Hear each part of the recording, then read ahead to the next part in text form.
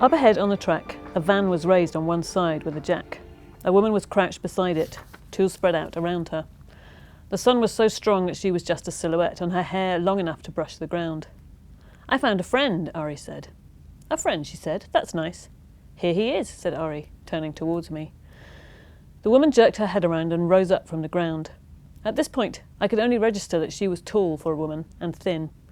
She had a mass of honey-coloured hair, and her mouth was screwed up in a displeased pout. She was wearing a pair of overalls rolled up over mud-encrusted Wellingtons. She was not at all my type. I remember consciously forming this thought.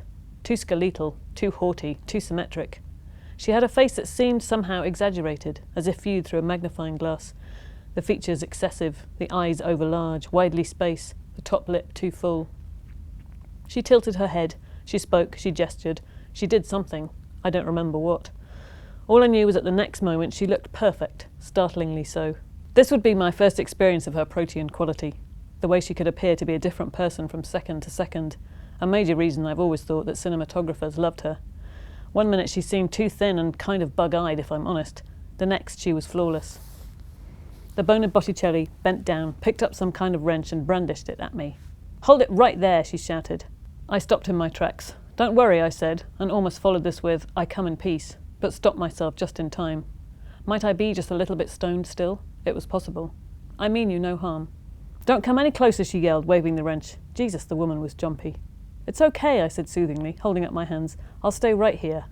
"Who are you? What do you want?" "I just met the boy out on the road. He said you had a flat tire and I came to see if I could help. That's all. She half turned, still keeping her eyes on me, and let off a long speech to the boy in French. Ari replied, and I noticed that he didn't seem to stammer in French. Interesting, I caught myself observing. "Non," Ari kept saying in a slightly exasperated tone. "Non, maman, non." "How did you find me?" she shouted. "Huh? Who sent you?" "What?" I was confused now. We seemed to be stuck in a bad spy novel. "No one." "I don't believe you. Somebody's put you up to this. Who is it? Who knows I'm here?" "Look," I said, fed up now, "I have no idea what you're...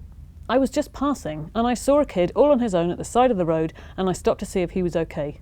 He mentioned the flat, and I thought I'd come and see if he needed any help. By the looks of things," I gestured towards the van, "you've got it covered, so I'll head off." I raised my hand. "You have a good day." I got around the first bend before I heard feet after me. "Hey," she called. "Hey, you!" I stopped. "Are you coming after me with your monkey wrench? Should I be scared?" "What is that you're carrying? Is it a camera?" "I know it's a camera. I want you to take it out and remove the film, here in front of me, so that I can see you do it." I stared at her. My main thought was for Ari. Should he really be living with someone so totally loco? No wonder the kid had a stammer, living with a mother, suffering such extremes of paranoia, such delusions, such fears. A camera? Remove the film? Just for a moment, though, as we looked at each other, something flickered across her face that seemed familiar, the slight dipping of her eyebrows into a frown. I'd seen that expression before, hadn't I? Did I know this woman? A disconcerting notion when you're in the middle of nowhere, thousands of miles from home.